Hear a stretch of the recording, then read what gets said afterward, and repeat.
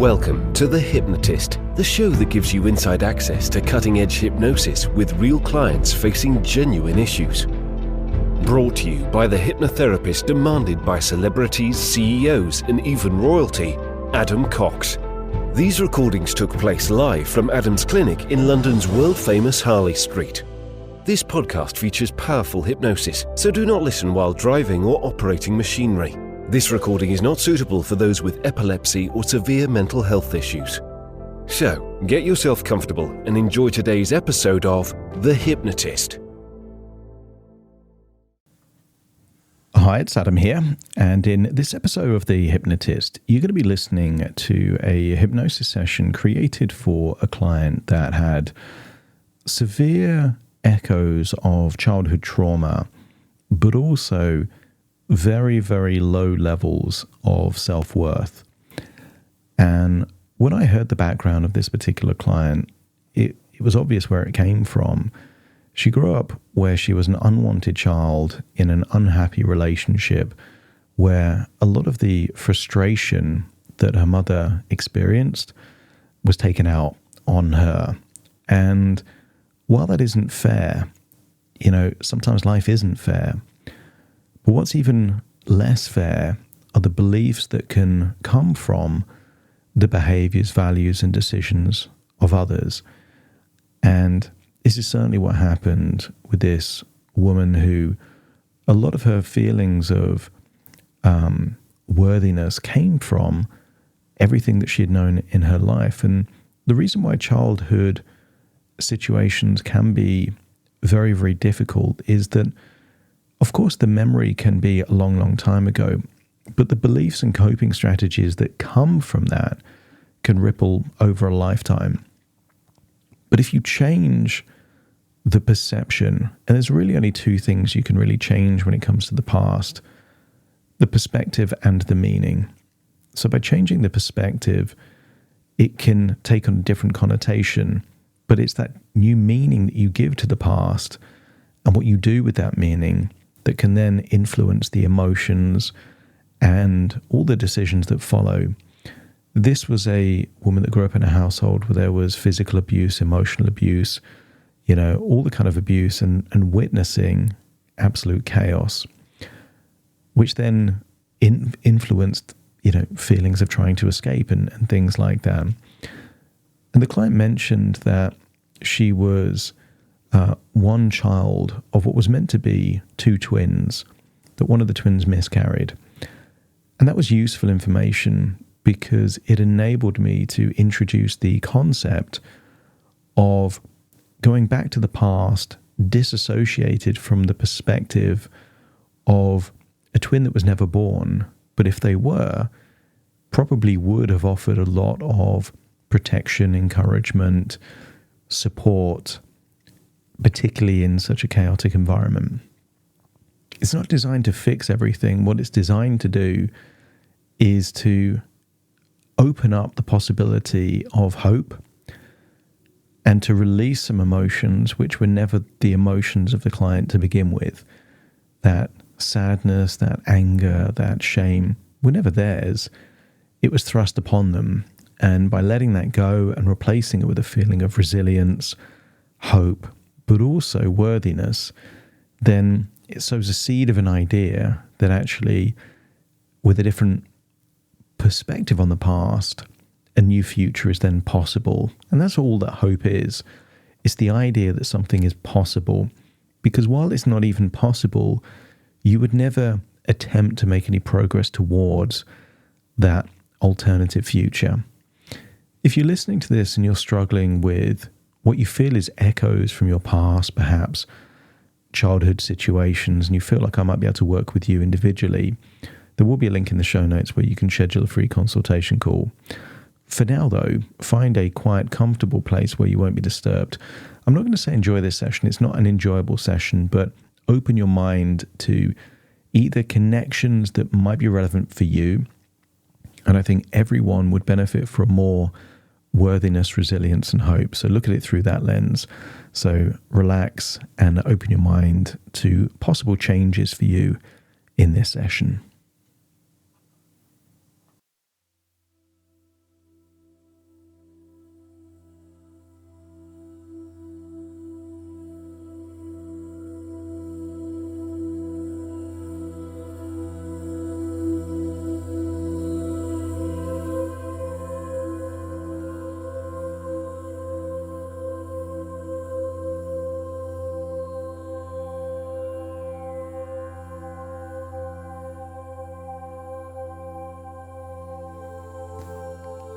Take a deep breath in. As you breathe in a slow, calm, relaxing breath. And as you breathe out, just feel that you're releasing any tension. Feel it leave your body. And start to notice where feelings of tension is. Perhaps in your neck and shoulders. Maybe in your forehead or jaw. And as you breathe in a feeling of calm relaxation. And as you breathe out, give permission to let tension go. Any stress, any worries, any anxiety. Feel that right now, in this moment, it's okay to just let that go. Imagine less than 1% of that emotion you've been holding on to. Maybe sadness, maybe anger, maybe frustration. Feel it leave your body in that outward breath. I want you to picture a color that represents worthiness. Whatever color comes to mind is exactly the right color. Maybe it's pink or yellow or blue or green. But imagine that color being brighter, almost shining like light. And as you breathe it in, feel that you're breathing in a sense of deep worthiness. And as you exhale, allow the opposite emotion to feel like it's leaving your body. Any unworthiness. Feel it leave your body. So every breath you take, more of that feeling of worthiness is going in. And any feeling of lack, scarcity, or unworthiness is leaving your body. Each and every breath feeling more and more worthy, releasing more and more tension. As you feel that you're drifting into a state that we can call relaxation. The deeper you breathe, the deeper relaxed you become. That's it, deeper and deeper relaxed. I want you to imagine what it would be like to go back in time. To go back in time at your current age, all the way back to a garden in a house you used to live in. You're your current age with all your experience. And I want you to observe. Observe a house full of shouting and chaos, and seeing a vulnerable, small girl, maybe just 3 or 4 years old. And as you observe from that perspective, imagine thinking that this young girl growing up in this chaotic environment could easily start to believe things that aren't true. Maybe they weren't wanted, but therefore that girl could feel like she's not worthy at all. I want you to get a connection that evaluations and beliefs get made all the time, not because of what's real, but because of what's perceived. Breathing in and breathing out. I want you to feel that here in this moment you can let go of 3 key emotions. Imagine letting go of any anger. And all the anger is deserved. But holding on to anger is like holding on to a poison. It doesn't harm anyone else, just you. So as you continue to breathe in that worthiness, feel the anger leaving your body. That's it. Continue to breathe in that worthiness. And there's a second emotion to let go of. Sadness. So much sadness has been built up all over this time. And here in this moment, feel what it would feel like to just let that go.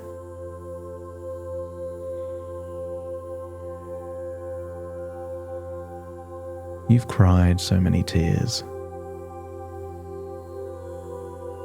that the crying no longer serves a purpose. So feel back there at that moment as you see that vulnerable girl, knowing what she will experience in the years that continue in her childhood. It's time to let that sadness go.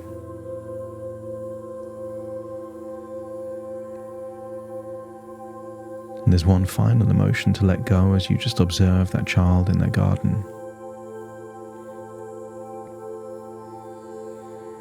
Blame. You were told things that weren't true. Told things about your capability, who you are, what you should have done. And some of that you took to be true. And you held on to some of that blame, that guilt. It wasn't yours to keep. I want you to imagine here, observing this house, observing this garden, observing this young child, this innocent child. It's time to let go of that anger, that sadness, any blame, guilt, or shame. Let it go now. Literally feel it leave your body, draining through your feet, out of your toes into the grass beneath you. And imagine replacing it with something different.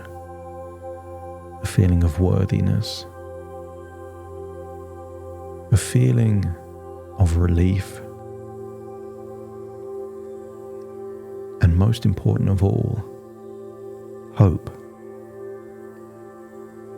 Hope is just an emotion linked to possibility with no guarantees.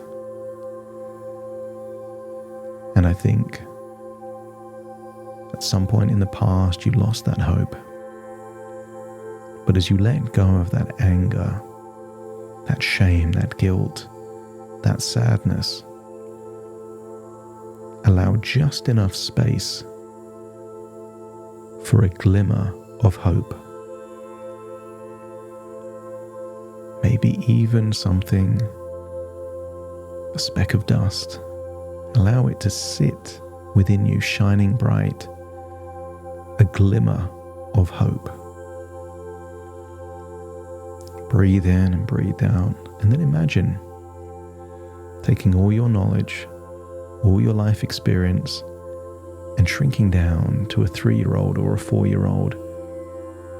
A twin that was never born is who you're becoming, but with all of your wisdom and knowledge. And imagine seeing your sister there in the garden, seeing her smiling face. Remember, you're the twin and she is you. So hold that perspective. But the moment she sees you, a big smile. Her sister is there. And just imagine being 3 or 4 years old, just playing. And you would want no one else in the world to play with other than you. Feel that you are choosing you. Maybe there was hundreds of children in that town you grew up in. But feel that there is only one choice that you want to make. Someone that you want to play with. And imagine playing. Not reluctantly, but enthusiastically. Having fun, making sure there is laughter and smiles. And imagine what it would be like to grow up with this version of you. Accepting that it's still a chaotic household. Lots of conflict, violence, threats, arguments, but you've got each other. And imagine going forwards in time until there's some kind of argument in a car. Feel that you're in the back seat. Feel the emotion of the car swerving across the road, but this time, be the twin that whispers in your sister's ear, let's pretend it's a roller coaster. And maybe there was arguments and nastiness, but you and your twin have a secret smile you share together to find something to smile about in that terrifying situation. Reality is reality. This is just your imagination. New ways of thinking about old memories that serve you rather than hinder you. So feel what it would feel like, you being the twin, and then seeing you as someone exactly your age, feeling like this crazy car drive is like a roller coaster in a theme park. And then when you return finally to home, imagine talking to each other that same night. And I want you to imagine reassuring that younger version of you, that you will always be there for them. You will protect them. You will be there. That none of what is happening is her fault. She's not to blame. And give that version of you a hug, the hug that you needed in that day of craziness. And see that version of you sleeping soundly that night. And then imagine going forwards in time to a time where you're observing an 8 or 9-year-old version of you being left in the woods all by yourself. But you're your twin. So when you see yourself there by yourself, just by a minute or so, starting to get upset, starting to get scared, you turn up. The twin sister. And then decide just to play in the woods together. Smile and have fun. Explore, play hide and seek. A moment of abandonment becomes a moment of joy, pleasure, connection. She chooses you and you choose her. And if you can feel what it would feel like to be in those very same woods, this time with a happy memory, let me know by nodding your head. That's it. And then imagine going forwards in time to perhaps a day or so before your father leaves the house, leaving you alone with a dangerous mother. Except you're no longer left alone now. Your twin is there. And you are the twin. And the other girl you see is you. And you get a sense that maybe your father will leave the house. And I want you to feel that you're making a promise to each other. To be there for each other, to encourage each other, to support each other, and to protect each other. And maybe you solidify this promise by shaking your little fingers together, knowing that you've got each other's backs. And then imagine going through time and seeing some of the threats, abuse, horrible words, but knowing that in every case, you've got someone that believes the opposite. Perhaps there's even a threat of something that will happen during the night. And make a promise to each other that one of you will stand guard to make sure you can sleep safely. And if you can imagine updating these memories to feel that there is a level of protection and understanding, let me know by nodding your head. That's it. And then imagine going forwards in time. Remember, you're the twin. And the person that looks like you is you. And remember having a chat and hearing that there is a boy that is interested, potential first boyfriend. But remember, you're the twin with all the experience of the future, knowing exactly what happens. And I want you to imagine having a conversation with that younger version of you, perhaps just 16 or 17 years old,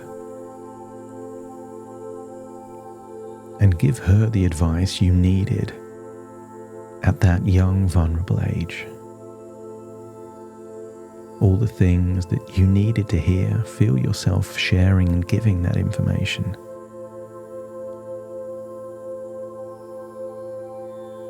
To give perspective, to give understanding, to give a feeling of resilience. And when you've given the advice and the information that was needed, let me know by nodding your head. And then imagine going forwards 3 months in the future, and that relationship, as brief as it was, finishes. Imagine being there to comfort that version of you. Any feelings of unworthiness or doubt or sadness, just comfort. Everything you needed to hear, feel like you're hearing it because you're the one saying it.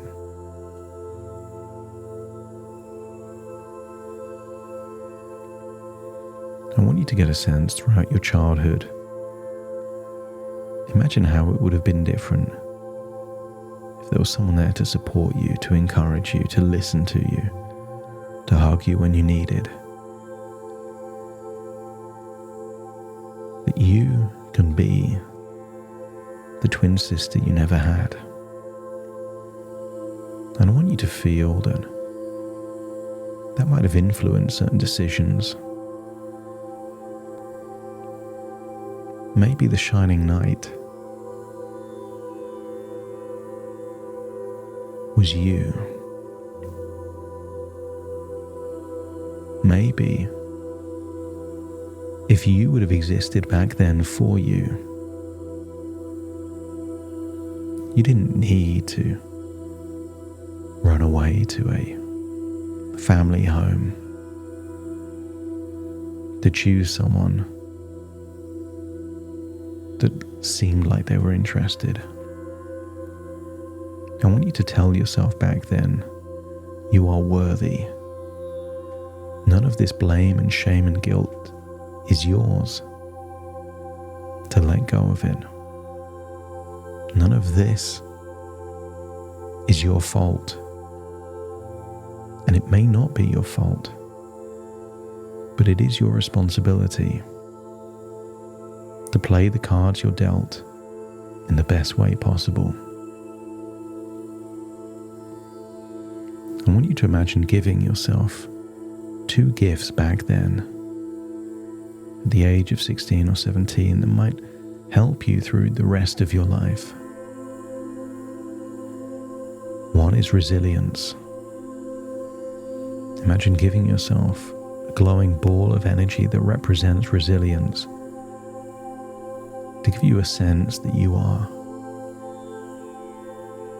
stronger than you ever realized. And the second is worthiness. And maybe that's an even brighter ball of energy. And then switch perspective, so you're no longer giving, you're receiving this resilience and this worthiness. Imagine taking it, placing it on your chest, and feeling that you are absorbing these resources. A sense of worthiness, a sense of resilience. And just imagine how that resilience and worthiness would have subtly influenced your life from that point onwards.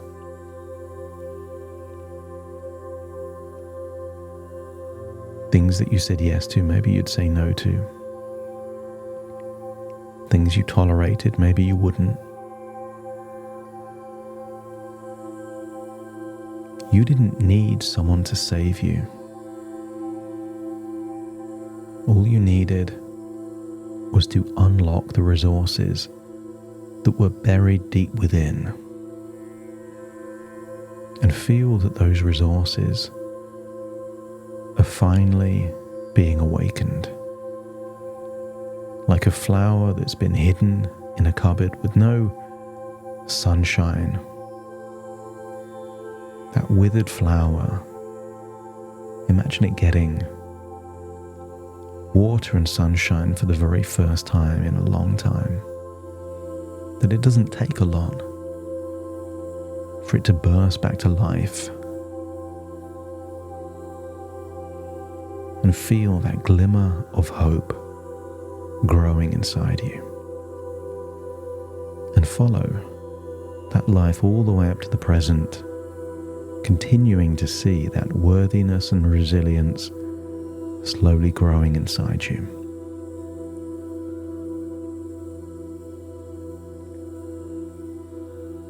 I want you to see a woman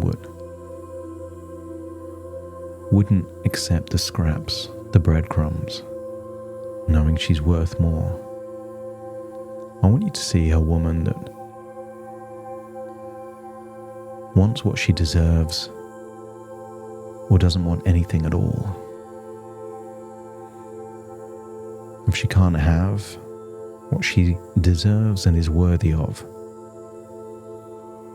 and see her looking strong and confident. Anything less than what she deserves, she's not interested in. All the way up to the present, that glimmer of hope gets bigger and bigger. And then feel that you see her in the present moment, still with that worthiness, still with that resilience, and still with that glimmer of hope which has become perhaps the size of a tennis ball, no longer a speck. And maybe it's glowing so bright you can see the energy emanating from within. Just observe, and then step into that version of you. Feel the worthiness. Feel the resilience. And feel that hope. That hope is like sunshine to a flower that's been kept in the dark.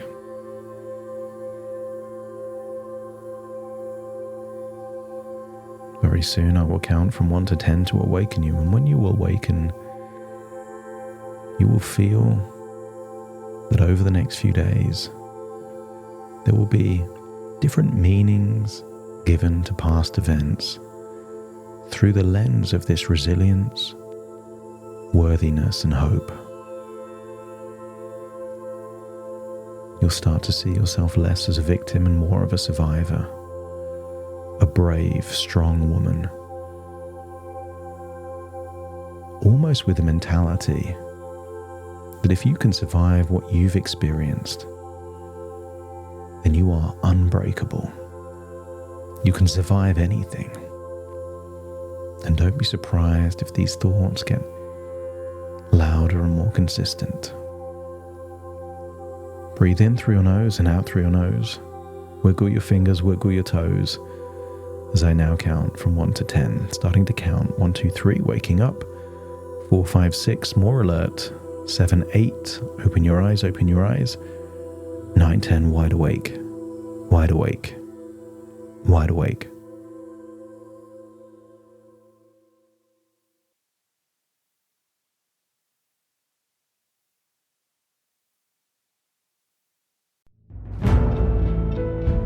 Thank you for listening to The Hypnotist with Adam Cox, the show that gives you inside access to cutting-edge hypnosis with real clients facing genuine issues.